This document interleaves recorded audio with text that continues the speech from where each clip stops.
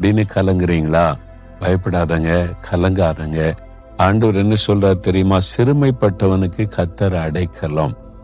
பாருங்க, நெருக்கப்படுகிற நாட்களில் அவரே தஞ்சம். உங்களுக்கு ஒரு தஞ்சம் இயேசு கிறிஸ்து.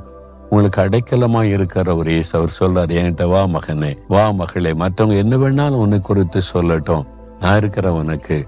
நான் மறுபடியும் உன்னை ஆசீர்வதிக்க முடியும், மறுபடியும் உன்னை உயர்த்த முடியும்.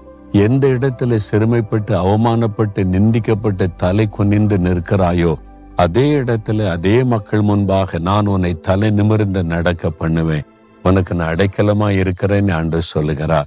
நம்முடைய வாழ்க்கையை அப்படி உயர்த்தி கனப்படுத்ததான் அவர் தன்னை தாழ்த்தி சிலுவையில அறையப்பட ஒப்பு கொடுத்தார். அவமானப்படுத்தப்பட்டார், நிந்திக்கப்பட்டார், புறக்கணிக்கப்பட்டார், கேவலப்படுத்தப்பட்டார். அதையெல்லாம் ஏன் அவர் பொறுமையா சகிக்கணும்? நம்முடைய வாழ்க்கையை உயர்த்துவதற்கு, சிறுமைப்பட்ட நம்முடைய வாழ்க்கையை மேன்மைப்படுத்த